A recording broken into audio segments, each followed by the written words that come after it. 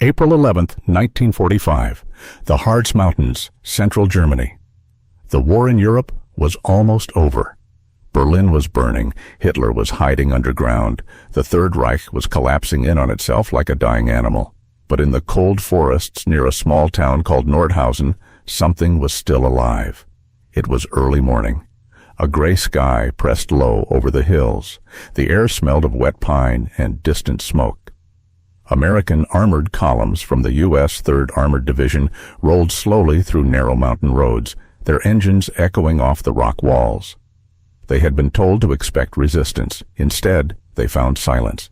No artillery, no machine gun fire, no white flags either. Just silence. The town ahead looked abandoned. Windows shattered, doors hanging open. A railway line cut through the valley, all leading toward a mountain ridge scarred with blackened entrances that didn't look natural. Sergeant William Harris stepped down from his half-track and stared at the mountainside. "Doesn't look like much," one of his men muttered. But something was wrong. The entrance carved into the rock was too clean, too deliberate. Reinforced concrete framed the opening. Thick electrical cables snaked out of the darkness and ran toward a generator station nearby. The generators were still warm. Someone had left in a hurry. A lieutenant walked over with a local civilian, an old German man shaking uncontrollably. "What is this place?" the lieutenant demanded. The man avoided eye contact. "Factory," he whispered. "What kind of factory?" The old man's lips trembled. "I don't know." He knew. They all knew. But nobody would say it. The Americans approached cautiously. A reconnaissance squad moved forward, rifles raised. The entrance was wide enough for trucks. Rail tracks disappeared into the darkness. Above the tunnel opening, black scorch marks suggested bombing attempts that had failed to penetrate the mountain. A corporal shined his flashlight inside. The beam vanished into endless black. Cold air drifted out, thick, metallic, stale. It smelled wrong. Not just oil or machinery, something else. Sergeant Harris stepped forward. "Let's take a look." The men hesitated. They had seen combat in France. They had pushed through the Siegfried Line. They had crossed the Rhine under fire. But this felt different. Underground meant traps, mines, ambushes, and yet there were no guards, no movement. Oh, no sound, just the faint hum of electricity somewhere deep inside. They entered slowly. Boots echoed against concrete. The tunnel swallowed them whole. At first, it looked like any industrial site. Reinforced beams, ventilation shafts, thick wiring along the walls. The ceiling rose higher as they walked until the tunnel opened into something enormous. A cavern. No, not natural. Engineered, carved. The scale was staggering. The flashlight beams flickered across rows of machinery stretching into darkness. Conveyor belts, metal frames, tools scattered across workstations, crates stamped with German military codes. One soldier let out a low whistle. Jesus! It wasn't just a bunker. It was a factory, a massive underground production line built inside solid rock. Obs Lieutenant Harper knelt near a crate and pried it open with his knife. Inside were precision-engineered components, fins, guidance systems, fuel pumps, rocket parts. He stared at them in disbelief. "V weapons," he muttered. Hitler's miracle weapons. The same rockets that had struck London. The same missiles the Germans had promised would turn the tide of the war. But how? How had they built something this massive without anyone knowing? The tunnels branched in multiple directions. One squad followed the rail tracks deeper inside. Another moved toward a faint mechanical sound. Then they found the barracks. Rows of wooden bunks stacked 3 high. Thin blankets, rusted bowls. A single dim bulb hanging from exposed wire. The air changed here. It was heavier, thicker. And then they saw the first body. A man lying on the concrete floor near the bunks. He looked like a skeleton draped in skin, eyes open, staring, dead. No uniform, just striped fabric hanging off bones. For a moment, no one spoke. They had liberated towns before. They had seen destruction, but this was something else. A private swallowed hard. "Is this a prison?" No one answered. Further down the tunnel, another body. And another. And then dozens, some stacked against the wall, some half covered with tarp, some still gripping tools. The factory floor wasn't empty, it had been abandoned. The machines stood silent, but the evidence of what had powered them was everywhere. Sergeant Harris removed his helmet slowly. "Oh, dear God!" A faint noise echoed from deeper inside the complex. Not machinery, a cough. The soldiers snapped back into alert mode, rifles raised. They moved toward the sound. Behind a steel partition, in a smaller side chamber, they found movement. Living men, or what was left of them. A group of prisoners huddled together, eyes wide with fear. Skin stretched tight across their faces, clothes torn, numbers tattooed on their arms. They recoiled when the Americans entered. They had been beaten too many times to expect rescue. One of them tried to stand and collapsed. A medic rushed forward instinctively. "It's okay," he said softly. "You're safe." But the word safe sounded foreign in that place. The prisoners pointed weakly toward the deeper tunnels. And one word kept repeating in broken whispers. Thousands. The Americans didn't yet understand what that meant, but they would. Because the deeper they walked into the mountain, the colder it became. The walls seemed to close in, the smell intensified, and somewhere ahead, beyond the assembly lines and barracks and rail carts, there was something far worse waiting for them. They had entered the mountain expecting weapons. They had found a factory, but they had not yet discovered what the factory truly produced. And before this day was over, they would realize they hadn't just uncovered Hitler's secret weapon program. They had uncovered something far darker, something the Nazis had tried to bury beneath 1,000 feet of stone. They thought they had discovered a military installation.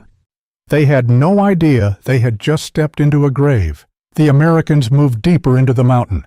The tunnels split like veins beneath the earth. Left, right, downward, upward, all carved with mechanical precision. Overhead lights flickered weakly, powered by generators that had not yet gone silent.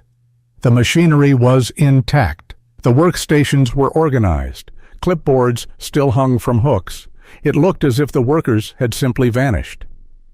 Lieutenant Harper stepped into the largest cavern yet, a chamber so wide it felt like an underground city.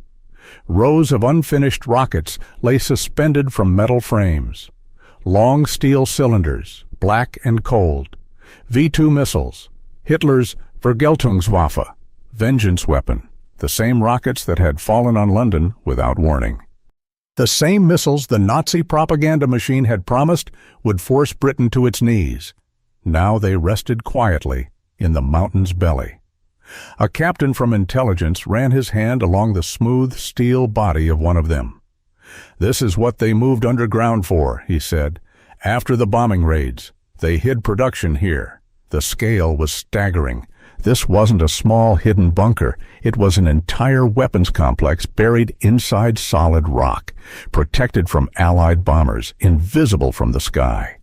The Germans had built a ghost factory, a factory that did not officially exist, a factory that operated in total secrecy, a factory designed to keep killing, even as Germany collapsed.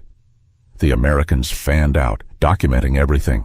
Photographs, serial numbers, engineering diagrams pinned to walls. Timetables written in German. One document listed daily production quotas. Another listed worker losses. The word was sterile. Losses. But the soldiers were beginning to understand what it meant, because the deeper they moved past the missile assembly lines, the more the atmosphere changed. The mechanical smell of oil and steel gave way to something sour, rotting, human. They followed a side tunnel marked with a painted letter, B. It led away from the rockets, away from the machinery, into a darker section of the complex. The walls here were damp. Water dripped from the ceiling. The ventilation was weaker. The electric bulbs grew sparse. And then they saw it, a long row of wooden doors. Barracks, not for engineers, not for officers, for prisoners. The doors were unlocked. Inside each room were stacked bunks, 3 levels high, so tightly packed that a man could barely sit upright. No mattresses, just planks. Thin gray blankets stiff with dirt. Tin bowls lay scattered across the floor. Some still had frozen scraps of food inside. One private knelt down and picked up a small wooden shoe, child-sized. He stared at it silently. There were no children here now, only bodies. In the corridor outside the barracks, they began to find them in numbers, not dozens, hundreds. Men piled against the walls as if they had simply laid down and never risen again. Emaciated beyond recognition. Skin stretched so tight over bone it looked translucent. Some were barefoot, some still wore striped uniforms, some had identification numbers sewn onto their chests, others had nothing. A medic stepped forward and crouched beside one body. He didn't check for a pulse. There was no need. A sergeant whispered, "How long have they been here?" No one answered, because the answer was obvious. Too long. The surviving prisoners, the ones the Americans had found earlier, were brought carefully into the light of the main tunnel. They pointed weakly toward a deeper section beyond the barracks. "Tausende," one repeated again. "Thousands." The soldiers followed the direction of his trembling hand. The tunnel sloped downward. The smell grew unbearable, and then the space opened into a chamber that stopped them cold. It was not a work area. It was not storage. It was a dumping ground. Bodies stacked in layers, rows upon rows, some partially covered with lime. Some left exposed. The dead were so thin they looked identical. Age and identity erased by starvation. A lieutenant removed his helmet and pressed it against his chest. One soldier turned away and vomited. Another simply stared, eyes wide, unable to process what he was seeing. This was not collateral damage. This was systematic. The prisoners had not just worked here. They had been consumed here. An intelligence officer pieced it together quickly. "This wasn't just a factory," he said quietly. "It was a labor camp. Forced labor. The rockets were built by prisoners taken from concentration camps across Europe. Jews, Poles, Russians, political prisoners. They were transported underground. They worked 16, sometimes 18 hours a day. If they collapsed, they were beaten. If they slowed production, they were executed. If they got sick, they were replaced. The factory didn't stop. It simply fed on more men. One American soldier walked back toward the missile assembly line. He stared at the nearly completed rocket suspended in its frame. He imagined it soaring into the sky. He imagined it striking a city. And then he imagined the hands that had built it, hands that had been whipped, hands that had trembled from hunger, hands that had buried their friends in tunnels beneath the earth. He realized something chilling. The factory wasn't powered by electricity. It was powered by human lives. The Americans moved carefully through the complex for hours. They found medical rooms with no medicine, execution areas near the rear exit tunnels, while work logs showing declining labor efficiency, and then the final detail that made the horror complete. Near the entrance to one side tunnel, carved crudely into the wall, were small scratches, hundreds of them. Tally marks, counting days, or counting the dead. No one could tell. Sergeant Harris stood in the center of the cavern and slowly turned in a circle. Missiles on one side, graves on the other, Hitler's miracle weapon on display, and the cost stacked beside it. He had come to Germany expecting a final battle. Instead, he had found a crime scene buried beneath a mountain. The ghost factory wasn't abandoned. It was silenced. The SS guards had fled days earlier, leaving the prisoners behind. Too weak to escape, too weak to survive. The war was almost over. But for thousands inside this mountain, it had already ended. The soldiers realized something else in that moment. The rockets above them had been meant to change the course of the war. But the true secret of this place wasn't military. It was moral. This wasn't just about weapons. It was about how far a regime was willing to go to build them. The Americans had come searching for a hidden weapons facility. They had found proof of something far worse. And as officers began sending urgent radio messages back to headquarters, one truth settled heavily in the cold underground air. This mountain had not been built to protect Germany. It had been built to hide what Germany had become. And what lay beneath it would soon force the Allies to make a decision that would shape the future of the world. By midday, word of the discovery had reached division headquarters. The initial report was short. Large underground rocket production facility secured. Evidence of mass civilian deaths. Survivors present. Request immediate medical and intelligence support. Within hours, the mountain was no longer just a battlefield objective. It was a strategic prize and a moral catastrophe. Senior officers arrived by jeep before nightfall. Intelligence teams followed. So did photographers, translators, and medical units. The surviving prisoners were carried out first. Some weighed less than 80 pounds. They were laid on stretchers in the gray daylight, blinking as if seeing the sky for the first time. Many couldn't speak. Some tried to salute the Americans. Others simply cried. But while medics worked desperately to save whoever they could, the intelligence officers walked back inside. They moved past the bodies, past the barracks, past the execution pits, and they stopped at the rockets. One major from Army Intelligence removed his gloves and ran his hand along the smooth steel surface of a nearly completed V-2. He turned to his superior. "Sir, this is the future." It was an uncomfortable sentence, because behind him lay proof of how that future had been built. The Germans had moved rocket production underground in 1943 after Allied bombing destroyed factories in Peenemünde. The project had been transferred here, to this mountain complex near Nordhausen. It operated under a code name, Mittelwerk. Above ground, nothing appeared unusual. Below ground, thousands of prisoners from nearby camps were forced to excavate tunnels, assemble missiles, and haul components under brutal conditions. The SS oversaw discipline. Engineers oversaw production. Failure meant death. The Americans now faced a problem they had not anticipated. The war in Europe was days from ending. But the war for technology was just beginning. Another message came in that afternoon. Soviet forces were advancing rapidly from the east. They were only days away. If the Red Army reached this site first, they would seize everything. The rockets, the blueprints, the scientists. And the Americans knew what that meant. Whoever controlled this technology would control the next war. A closed-door meeting was held in a commandeered German office near the mountain. Maps were spread across the table. Photographs from inside the tunnels lay beside them. A colonel spoke first. "We document everything, every body, every tunnel. This goes to Washington immediately." An intelligence officer interrupted. "With respect, sir, the Soviets are less than 50 miles away. If they get here before we extract the engineers, we lose the advantage." Silence. The room felt smaller than the tunnels beneath it. One officer asked quietly, "Are we talking about saving the men who built this place?"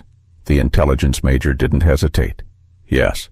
No one liked the word saving, because the men who built the rockets were not the prisoners. They were the German engineers. Some were party members. Some claimed they were only scientists. Some had supervised forced labor. Some claimed they had no choice. The Americans began rounding them up. Engineers were pulled from nearby towns, interrogated, offered protection in exchange for cooperation. One of them, a tall, sharp-faced rocket specialist, calmly explained how the V-2 could eventually reach across oceans. Across oceans. The officers exchanged glances. The war in Europe might be ending, but something larger was beginning. Back inside the mountain, the photographers continued their work.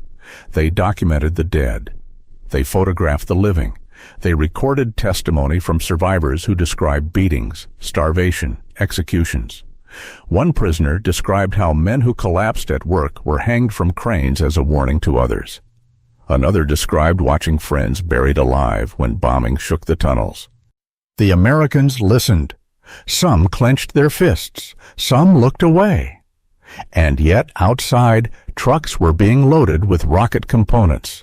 Crates marked for transport, documents sealed in metal cases, engineers placed under armed guard. The decision had been made. The technology would not fall into Soviet hands.